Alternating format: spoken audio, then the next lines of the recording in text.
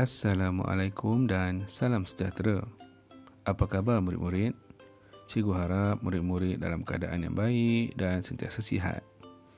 Baiklah murid-murid, kita teruskan pelajaran kita hari ini. Pelajaran Pendidikan Kesihatan, Unit 13, Waspada Sentiasa dan tajuknya ialah Cuai Membawa Padah. Objektif saya ialah pada akhir video ini, murid dapat mengetahui kecederaan ringan yang biasa terjadi kepada kanak-kanak dan mengetahui asas pertolongan cemas dan kemahiran bertindak dengan bijak mengikut situasi.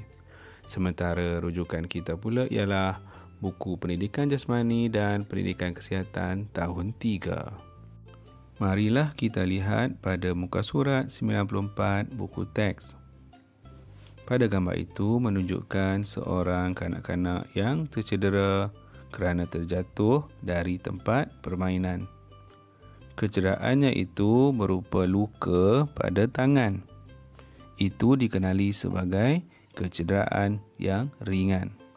Marilah kita lihat beberapa jenis kecederaan ringan. Antara kecederaan ringan termasuklah luka kecil, cala, lebam dan melecet. Luka kecil boleh terjadi disebabkan terkena objek tajam, tersepit dan sebagainya. Ia mengeluarkan darah ya murid-murid. Sementara itu, calar pula tidaklah menitiskan darah, tapi ia sekadar memberi kesan merah yang sakit. Biasanya disebabkan terjatuh atau terkena objek yang tajam tapi tidaklah terlalu dalam hingga mengalirkan darah. Lebam pula menampakkan kesan berwarna ungu ataupun merah tua, merun pada permukaan kulit. Ia tidak berdarah tetapi menyebabkan kesakitan. Ia disebabkan terhantuk, terpukul ataupun terjatuh. Sangat sakit juga murid-murid. Satu lagi kecederaan ringan ialah melecet. Permukaan kulit menjadi merah dan menyebabkan rasa sakit. Ada disebabkan oleh alahan, kemalangan, terjatuh ataupun terkena benda panas. Ada yang menjadi semacam gatal dan ada yang jadi semacam ada gelembung air. Tapi hasilnya memang sakit. Selain itu, bengkak juga dikategorikan sebagai kecederaan ringan. Marilah kita teliti situasi yang boleh menyebabkan kecederaan ringan, antaranya luka kecil. Ia boleh terjadi dalam kelas disebabkan oleh gunting. Ia tajam dan boleh mencederakan.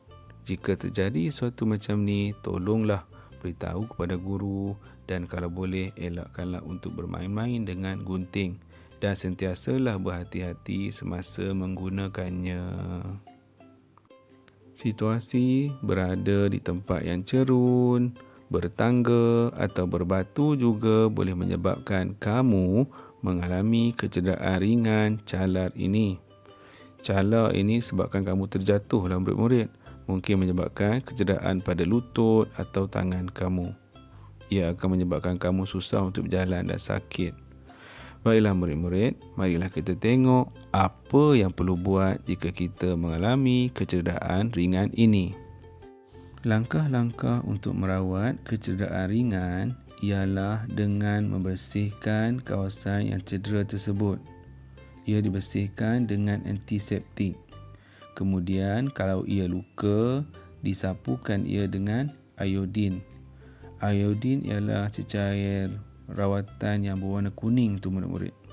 Kemudian selepas itu barulah dibalut dengan kain kasar dan diletakkan plaster. Dan jika dapati ia serius dan perlukan rawatan yang lebih lanjut, sebaiknya dibawa berjumpa doktor. Baiklah murid-murid, selepas itu bolehlah kamu sediakan buku latihan pendidikan kesihatan kamu dan cuba jawab soalan ini. Ada 4 soalan, antaranya yang pertama ialah apakah kecederaan ringan yang pernah kamu alami? Bilakah dan di manakah kecederaan ringan itu berlaku? Siapakah yang memberi rawatan kepada kamu?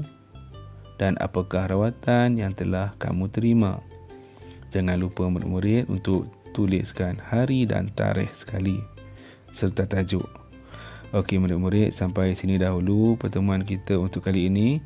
Semoga kita berjumpa lagi untuk sesi yang akan datang. Okey, nanti boleh mesej saya. Assalamualaikum dan salam sejahtera.